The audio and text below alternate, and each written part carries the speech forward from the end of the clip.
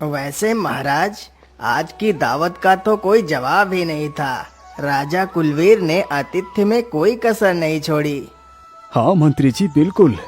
राजा कुलवीर मेरे परम मित्र जो ठहरे, तो सेवा सत्कार भव्य ही होगा ना। बचाओ, बचाओ, कोई मेरी सहायता करो, मेरे प्राण संकट में है। अरे, ये किसके चिल्लाने की आवाज है? लगता है कोई मुसीबत में है। महाराज, यह आवाज तो उस ओर से आ रही है। चलो चलते हैं महाराज। इतना बोलकर वह दोनों उसी दिशा में जाते हैं जिस ओर से वह आवाज आ रही थी। अरे, हट जा, हट जा, भाग भाग, मुझसे दूर हो जा, हट जा, दुष्ट बाघ।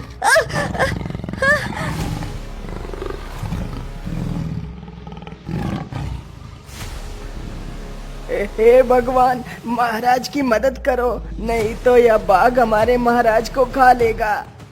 अरे भाग जा दुष्ट बाघ, नहीं तो मैं तुझे खत्म कर दूंगा।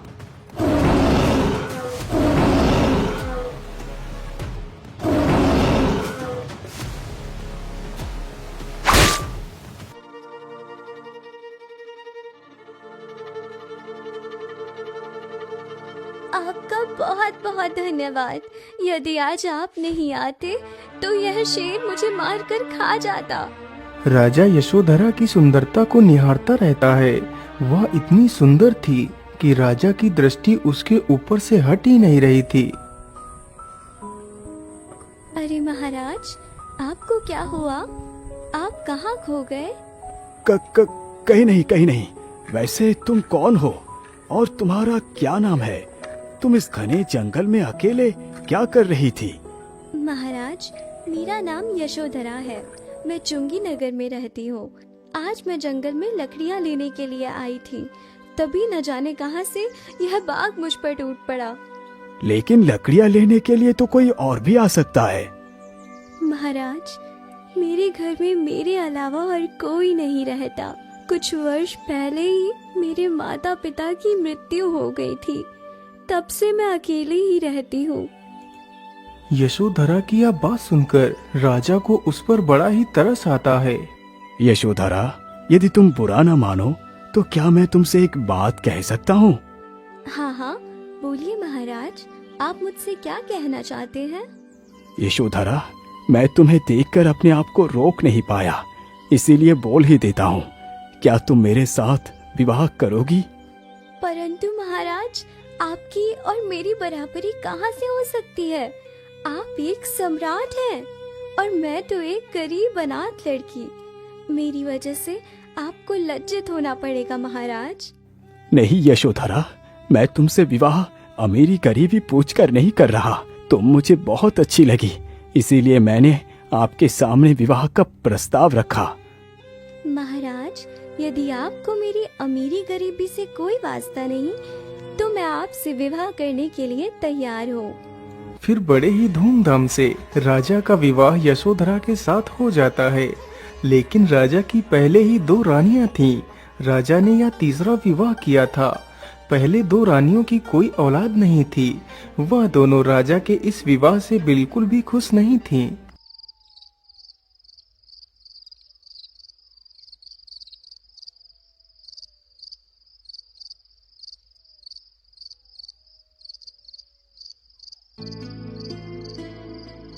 महाराज, क्या बात है? इस खुशी के मौके पर आप इतना उदास क्यों दिखाई पड़ रहे हैं? क्या बताऊं रानी, मेरी उदासी का कारण बहुत बड़ा और दुखद है। इतने वर्ष गुजर गए, मेरी 2 रानियां होने के पश्चात भी मैं औलाद के सुख से वंचित हूँ। मैं आपसे बस इतनी आशा करता हूँ कि आप मेरी इस इच्छा को जरूर पूरा करेंगी। महाराज, मैं तो आपकी पत्नी हो चुकी हूँ। इस नाते से मैं हमेशा आपके साथ हूँ, चाहे सुख हो या दुख।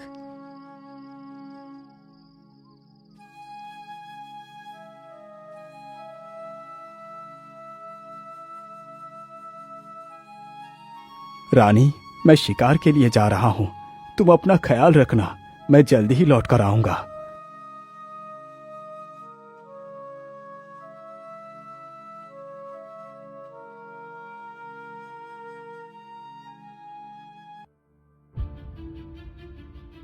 हाय हाय, यह सब कुछ तो मुझसे देखा ही नहीं जाता। जब से यह भिखारन हमारे राजमहल में घुसी है, तब से महाराज हम दोनों पर तो कोई ध्यान ही नहीं देते। हाँ हाँ दीदी, आप एकदम उचित कह रही हैं। महाराज तो हमें देखते तक नहीं।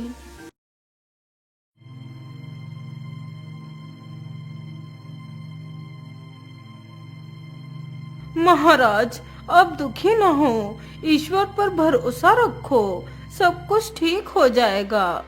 इतना बोलकर वह बुढ़िया कमरे के अंदर चली जाती है।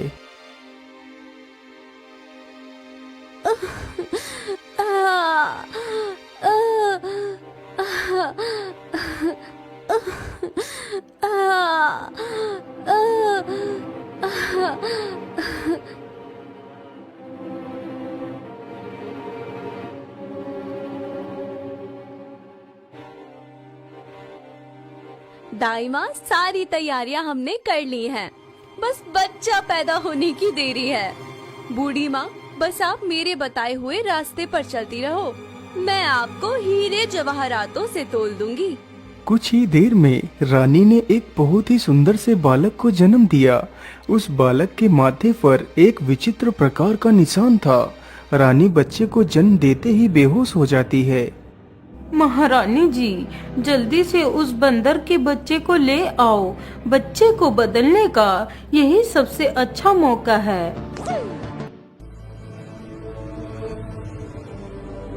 वह बुढ़िया जल्दी ही उस बच्चे को उठाकर उस बच्चे के स्थान पर एक बंदर के बच्चे को रख देती है।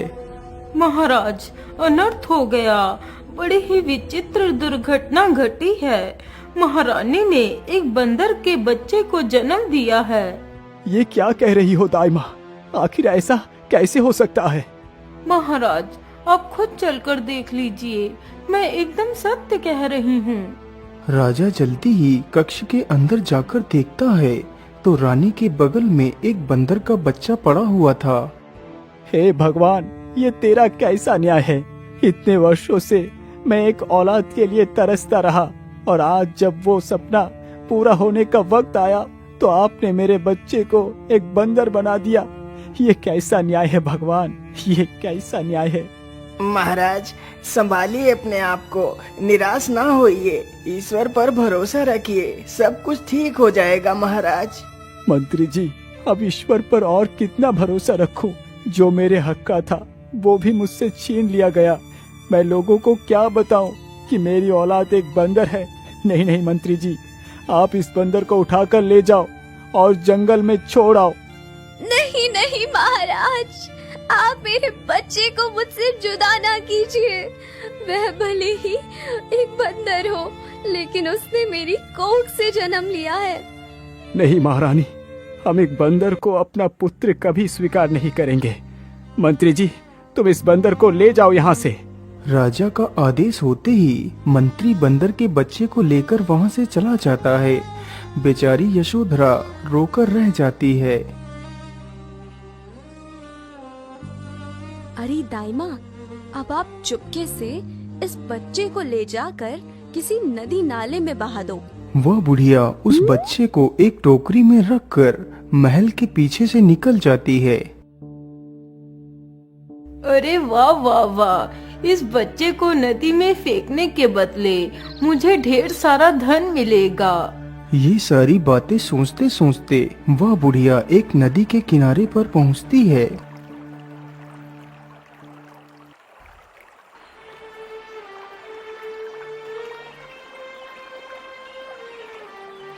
चलो, अब मैं जल्दी से इस बच्चे की टोकरी को नदी में बहा देती हूँ। बुढ़िया जल्दी से उस टोकरी को नदी में बहा देती है।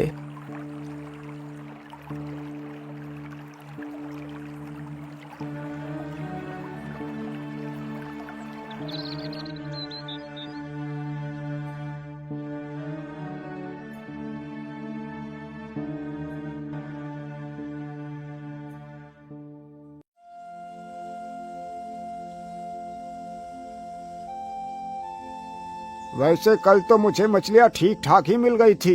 यदि आज भी कल की तरह मछलियाँ मिल गई तो कई दिनों के लिए राशन पानी का इंतजाम हो जाएगा। मछुआरा ये सारी बातें बोलता हुआ जल्दी ही नदी के किनारे पर पहुंचता है। तभी देखता है कि पानी में एक टोकरी तैर रही है। अरे ये क्या, ये पानी में टोकरी कैसी है? लगता है इस टोकरी के भीतर जरूर कोई कीमती वस्तु है। चलो मैं जल्दी से टोकरी को बाहर निकाल कर लाता हूँ।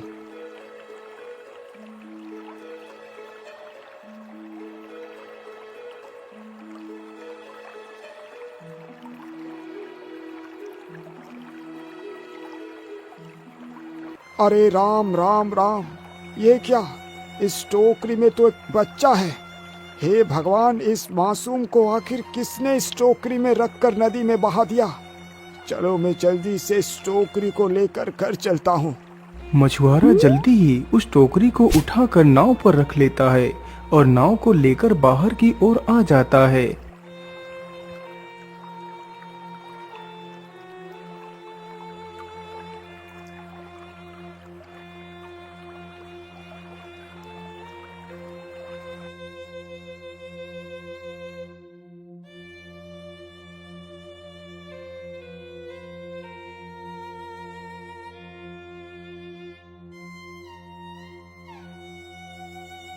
अरे भाग्यवान, तुम कहाँ हो? अरे जल्दी से आओ, देखो मैं क्या लेकर आया हूँ।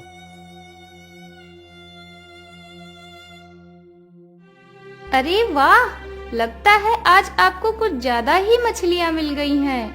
अरे भाग्यवान, मछलियों को छोड़ो, पहले इसे देखो। इतना कह मछुआरा अपनी टोकरी को नीचे रखता है तो उसकी पत्नी टोकरी में देखती है तो उसमें मछलियों के स्थान पर एक बच्चा दिखाई देता है।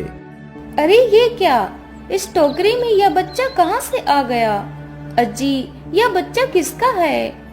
भाग्यवान, ये बच्चा मुझे आज नदी में बहते हुए इसी टोकरी के भीतर ही मिला। पता नहीं ये मासूम किसकी औलाद है। हमें ये बच्चा राजा के यहाँ सौंप देना चाहिए। अरे नहीं नहीं जी, आप इसे कहीं भी मत लेके जाइए। वैसे भी हमारे कोई औलाद नहीं है, हम इसे पाल लेंगे।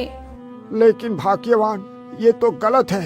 हम किसी दूसरे की औलाद को इस प्रकार अपना बनाकर नहीं रख सकते। नहीं जी, मैं कुछ भी नहीं जानती, मैं इसे किसी को भी नहीं दूंगी। मछुआरा अपनी पत्नी का उस बच्चे के प्रति प्रेम देख उस बच्चे को अपने घर में रखने के लिए राजी हो जाता है। तुम चुप रहो महारानी, यशोधरा कोई पिशाचिनी नहीं, वो एक साधारण स्त्री है। तुम उसके ऊपर झूठा इल्जाम मत लगाओ।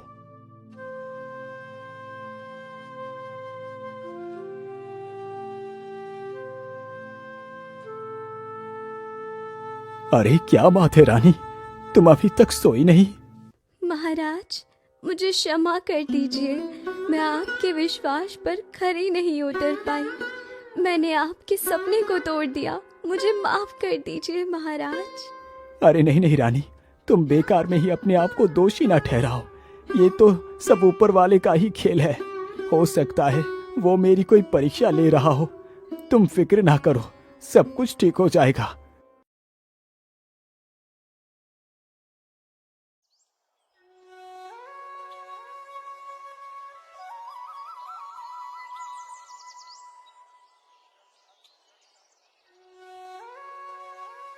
अरे महाराज, आज पूरे 1 वर्ष के पश्चात आपको फिर से पिता बनने का सौभाग्य प्राप्त होने जा रहा है। इतना बोलकर वह बुढ़िया कमरे के अंदर चली जाती है। अरे दाई माँ, आप जल्दी से आइए, रोगी की पीड़ा बढ़ती ही जा रही है। इस बार फिर से रानी ने एक सुंदर से बालक को जन्म दिया जिसके माथे पर भी एक वैसा ही निशान था जैसा कि उसके पहले वाले पुत्र के माथे पर था। पहले की तरह फिर से यशोधरा बच्चे को जन्म देते ही बेहोश हो जाती है। इसी का फायदा उठाकर महारानी ने फिर से उस बच्चे के स्थान पर एक मेढक के बच्चे को रख दिया। महाराज, महाराज, जल्दी से चलिए, इस बार फिर से वही हुआ जिसकी आशंका थी।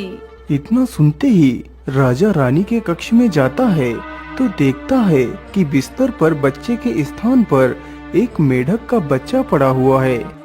आखिर ऐसा कैसे हो सकता है? एक इंसान कभी बंदर तो कभी मेंढक का बच्चा कैसे पैदा कर सकता है? मुझे लगता है तुम तो कोई इंसान हो ही नहीं, तुम जरूर कोई पिशाचिनी ही हो जो मेरे साथ इस प्रकार का खेल खेल कर मेरी भावनाओं को आहत कर रही हो। नहीं नहीं महाराज, आप इस प्रकार मुझ पर कोई आरोप ना लगाइए। मैं खुद भी नहीं जानती कि यह सब क्या और क्यों हो रहा है। मेरा विश्वास करो महाराज। नहीं, अब मैं तेरी किसी भी बात का कोई विश्वास नहीं करूंगा। सैनिकों, इस डायन औरत को लेकर जाओ और इसे काल कोठरी में कैद कर दो। और हाँ, इसे उतना ही खाना पीना मिलना चाहिए जितने में ये जीवित रहे। जाओ, लेकर जाओ इसे। बेचारी यशोधरा रोती गिड़गिड़ाती रहती है, लेकिन राजा उसकी एक भी नहीं सुनता। सैनिक उसे ले जाकर काल कोठरी में डाल देते हैं।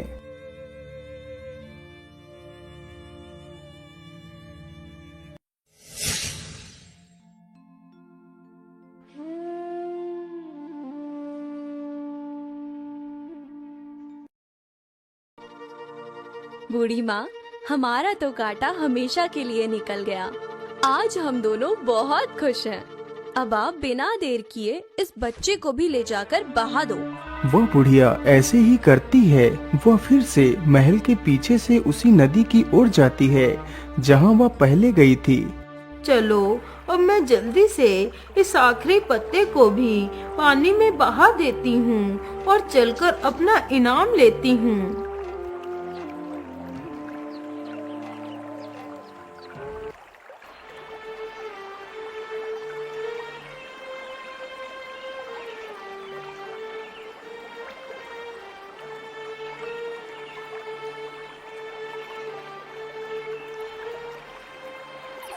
वैसे आज तो मछलियाँ काफी पकड़ चुका हूँ।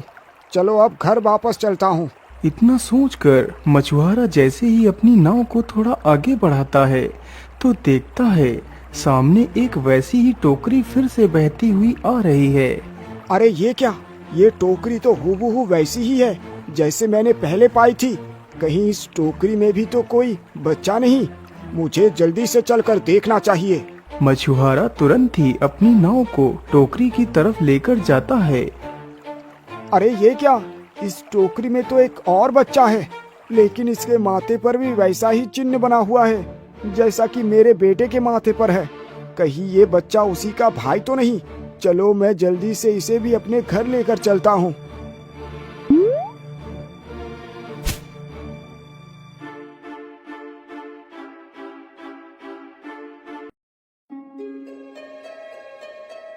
अरे वाह, ये तो कमाल हो गया जी। इसके माथे पर वही निशान है जो मेरे बड़े बेटे के माथे पर है। जरूर आपकी बात सच ही है। ये दोनों एक दूसरे के भाई ही होंगे। 20 वर्ष गुजरने के पश्चात उस मछुआरे की मृत्यु हो जाती है। अपने पति की मृत्यु के शोक में डूबी उसकी पत्नी भी काफी ज्यादा बीमार हो जाती है।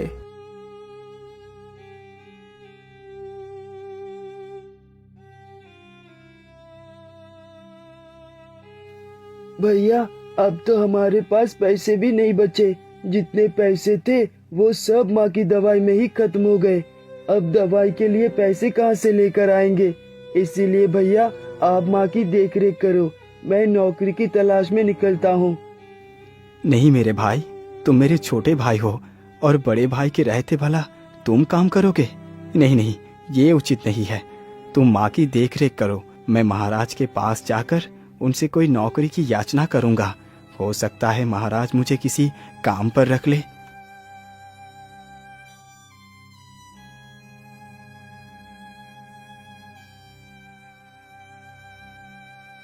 वह चलते चलते जल्दी ही राजमहल के पास पहुंच जाता है। अरे ठहरो, कौन हो तुम और इस प्रकार महल के भीतर कहाँ घुसे चले जा रहे हो? भैया, मेरा नाम कमल है और मैं महाराज से मिलना चाहता हूँ। मुझे महाराज से एक नौकरी चाहिए ताकि मैं अपनी माँ का इलाज करा सकूं। अच्छा, ठीक है, तुम इसी स्थान पर रुको। मैं अभी तुम्हारी सूचना महाराज तक पहुंचाता हूँ।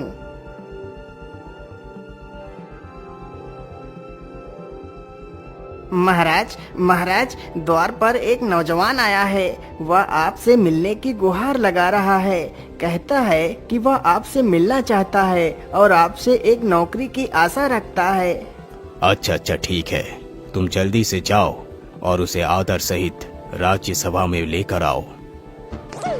चलिए युवक, हमारे साथ चलिए, महाराज ने आपको बुलाया है। कमल जैसे ही राजा के सामने जाकर खड़ा होता है तो राजा अचंभित हो जाता है और उसे देखता रहता है। वह ऐसा महसूस कर रहा था जैसे कि वह उसी का पुत्र हो। अरे यह कौन है? इसके माथे पर तो वैसा ही चिन्ह है जैसा यशोधरा के पुत्रों के माथे पर था। तो कहीं ऐसा तो नहीं यह लड़का उन्हीं में से एक हो? बोलो पुत्र, तुम कौन हो और तुम्हें क्या चाहिए? महाराज, मेरा नाम कमल है और मैं आपके राज्य का ही नागरिक हूँ। मेरा घर देवेंद्रपुर में है। अच्छा अच्छा ठीक है पुत्र, तो मुझे बताओ कि तुम्हारा यहाँ आना कैसे हुआ? महाराज, मेरी माता की तबीयत बहुत ज्यादा खराब है, परंतु मेरे पास पैसे नहीं, इसीलिए मैं अपनी माता का इलाज नहीं करवा पा रहा। कृपा कर आप मुझे कोई काम दे दीजिए जिससे मैं अपनी माता का इलाज करवा सकूं। पुत्र, अभी तो हमारे पास ऐसा कोई स्थान रिक्त नहीं है जिस पद पर मैं तुम्हें रख सकूं। लेकिन हाँ पुत्र, मैं तुम्हें 100 सोने की अशर्फिया दे सकता हूँ जिससे तुम अपनी माता का इलाज अच्छी तरह करवा सकते हो। माफ करना महाराज, लेकिन मैं आपसे बिना मेहनत किए पैसा नहीं ले सकता। इतना कहकर कमल वहाँ से जाने लगता है। सुनो पुत्र, यदि तुम ये पैसे ऐसे नहीं लेना चाहते तो तुम मुझसे ये पैसे कर्ज के तौर पर ले लो, फिर तुम मेरे पैसे मुझे कमाकर वापस कर देना। वैसे महाराज उचित ही तो कह रहे हैं, अभी मुझे इन पैसों की अधिक आवश्यकता है। मुझे ये पैसे ले लेना चाहिए, फिर मैं अपनी मेहनत से इसके सारे पैसे चुका दूंगा। क्या हुआ पुत्र, तुम क्या सोचने लगे? कुछ नहीं महाराज, मैं आपसे ये पैसे कर्ज के तौर पर ही ले लेता हूँ। फिर राजा कमल को 100 सोने की मोहरें देकर भेज देता है। महाराज, जब वह युवक पैसे लेने से मना कर रहा था तो आपको उसे पैसे देने की क्या आवश्यकता थी? पता नहीं महारानी, वो युवक मुझे अपना सा लगा, इसीलिए मैं उसकी मदद करने से अपने आप को रोक नहीं पाया। राजा के मुख से ऐसे वचन सुनकर महारानी का संदेह तो और भी गहरा हो गया। क्या बात है महारानी जी, आपने इतने वर्षों पश्चात अचानक ही मुझे याद किया। दाई माँ, मैं बस आपसे इतना जानना चाहती हूँ कि आपने यशोधरा के दोनों पुत्रों का क्या किया? तुमने उन्हें कैसे मारा? अरे महारानी, मारना कैसा था? आपने ही तो बताया था कि उन्हें किसी नदी में जाकर बहा दो, तो मैंने उन दोनों को नदी में ही बहा दिया था। क्या? नदी में बहा दिया? लेकिन कैसे? तुमने उन बच्चों को कैसे बहाया? बताओ मुझे। फिर वह बुढ़िया सारी कहानी महारानी को सुनाती है।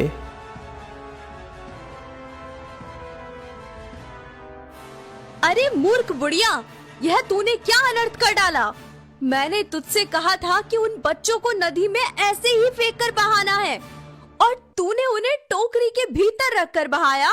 महारानी जी, मेरी भूल को क्षमा करें, लेकिन इतने वर्षों पश्चात आप यह सब क्यों पूछ रही हैं? आखिर हुआ क्या है? अरे क्या हुआ पूछ रही है बुढ़िया? तुझे पता भी है राजा के दोनों पुत्र अभी भी जीवित हैं। क्या? तुम ये क्या बोल रही हो महारानी? ऐसा कैसे संभव हो सकता है? अरे मूर्ख, यह सब तेरी मूर्खता के कारण ही संभव हो चुका है। यदि महाराज को पता चल गया कि वह दोनों उन्हीं के पुत्र हैं और हमने उसके साथ क्या किया, तो राजा से हम तीनों को भगवान भी नहीं बचा पाएंगे। महारानी, यह समय भयभीत होने का नहीं है, यह समय षड्यंत्र रचने का है कि उसे कैसे अपने रास्ते से हटाना है। बस तुम इतना बताओ कि तुमने उसे कहाँ पर देखा था? फिर महारानी राजसभा में हुई घटना को बताती है। महारानी जी, उनसे निपटने का रास्ता मिल गया, तुम फिक्र न करो। यह समझो कि वह दोनों तुम्हारे रास्ते से हट गए। लेकिन वो कैसे? मैं कुछ समझी नहीं।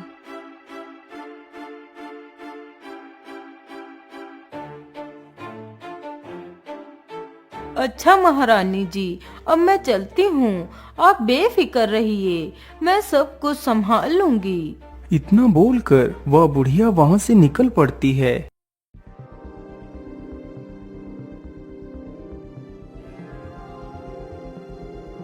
वह चलते चलते उसी नगर में पहुँचती है जिस नगर में कमल तथा उसका छोटा भाई रहते थे। अरे बेटा, इस नगर में कमल का घर कौन सा है? माता जी, आप सीधे चली जाइए, गांव के आखिर में ही कमल का घर है। उस व्यक्ति की यह बात सुनकर वह बुढ़िया आगे बढ़ चलती है और जल्दी ही उसी घर के सामने जाकर रुक जाती है। अरे बेटा, कोई है घर के अंदर?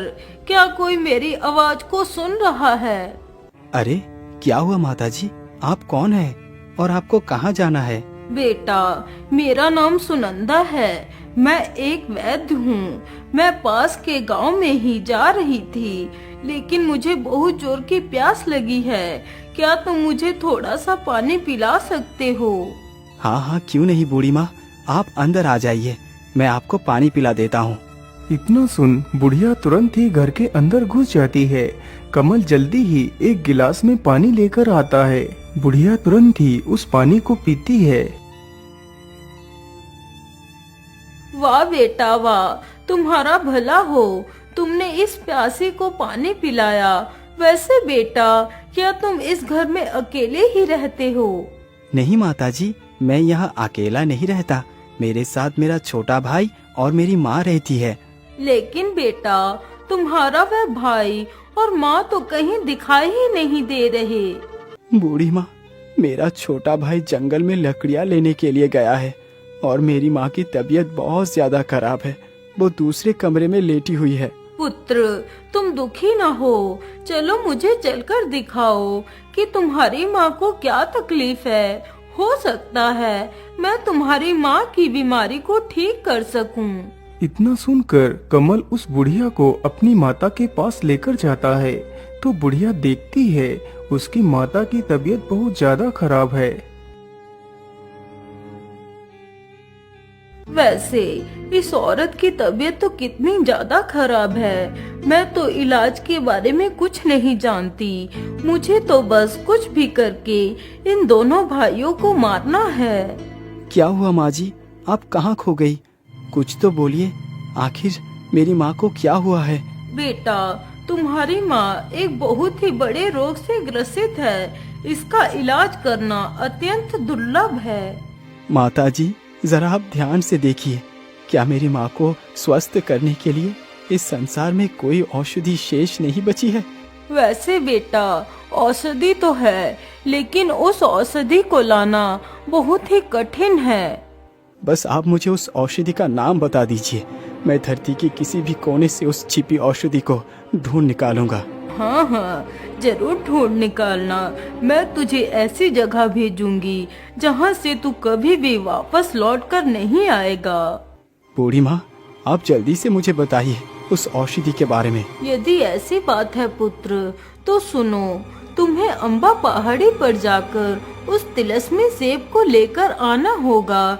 यदि तुम उस सेब को ले आए तो समझो तुम्हारी माँ बिल्कुल ठीक हो जाएगी। ये लीजिए भैया, मैं लकड़ियाँ लेकर आ गया हूँ। हाँ हाँ छोटे, तुम इन सारी लकड़ियों को वहीं पर रख दो और मेरी बात ध्यान से सुनो। मैं उस तिलिस्मी सेब को लेने के लिए जा रहा हूँ ताकि हम अपनी माँ को ठीक कर सके। तुम घर पर ही रहकर माँ की देख रेख करना। इतना बोलकर कमल सेब की तलाश में निकल पड़ता है।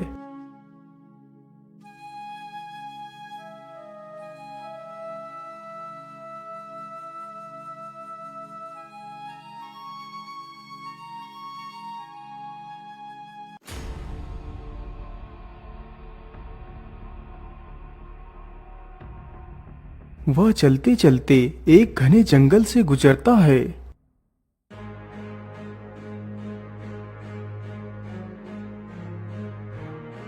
अरे ये क्या, आगे तो दो रास्ते हैं, अब मैं किस रास्ते पर जाऊं? कौन सा रास्ता सही और कौन सा रास्ता गलत, ये मैं कैसे पता करूं? वह इतना सोच ही रहा था कि तभी उसकी नजर सामने एक पेड़ के नीचे बैठे साधु पर पड़ती है। अरे ये साधु कौन है? चलो इसके पास चलकर पूछता हूँ। बाबा, आंखें खोलिए बाबा, मेरी सहायता कीजिए। अरे क्या बात है बेटा, तुम कौन हो और तुम्हें क्या तकलीफ है? बाबा, मेरा नाम कमल है और मैं अम्बा पहाड़ी पर जाना चाहता हूँ ताकि मैं उस तिलिस्मी सेब को ला सकूं। क्या तिलिस्मी सेब? लेकिन बेटा, तुम्हें उस सेब की क्या आवश्यकता पड़ गई? फिर कमल सारी दास्तान उस साधु को सुनाता है। इसीलिए मुझे वो तिलिस्मी सेब किसी भी हालत में चाहिए। लेकिन पुत्र, क्या वो तिलिस्मी सेब तुम्हें उस वैद्य ने लाने को कहा है? हाँ बाबा, उस सेब को लाने के लिए उस वैद्य ने ही बताया है। बाबा, अब आप और विलंब ना कीजिए, मुझे वहाँ जाने का मार्ग बता दीजिए। पुत्र, वो सेब लाना इतना भी आसान नहीं जितना कि तुम समझ रहे हो। वो सेब अम्बा पहाड़ियों के बीच परियों के बगीचे में मिलेगा। उसकी रक्षा 2 दैत्य करते हैं। याद रखना, यदि वो दोनों दैत्य सो रहे हो तो बगीचे में मत घुसना। उन दोनों दैत्यों के जागने की प्रतीक्षा करना, और यदि बगीचे का दरवाजा खुला हो तो मत घुसना। यदि दरवाजा बंद हो तो उसे खोलकर अंदर चले जाना। वहां तक पहुंचने का सही मार्ग वो है। मुझे सही मार्ग दिखाने के लिए आपका बहुत बहुत धन्यवाद। अच्छा बाबा, अब आप मुझे जाने की अनुमति दीजिए। फिर वह आगे बढ़ता है।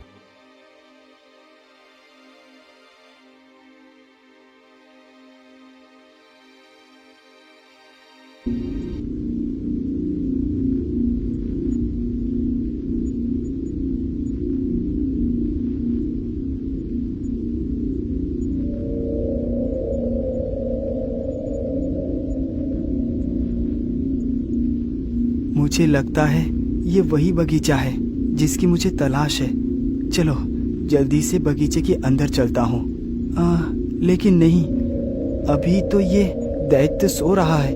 बाबा ने कहा था कि जब दैत्य जाग रहा हो तभी अंदर जाना। मैं इनके जागने तक की प्रतीक्षा करता हूँ। इतना सोचकर कमल वहीं पेड़ के नीचे बैठ जाता है।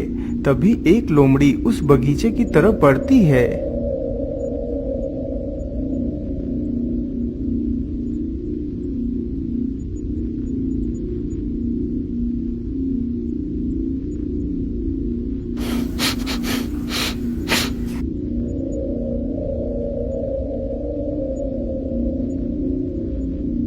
अरे दुष्ट, तू हमारे रहते हुए इस बगीचे में घुसना चाहती थी। रुक, अभी तुझे मजा चखाता हूँ। इतना कह दोनों राक्षस अपनी तलवार से उस लोमड़ी के 3 टुकड़े कर देते हैं और चुपचाप खड़े होकर पहरा देने लगते हैं।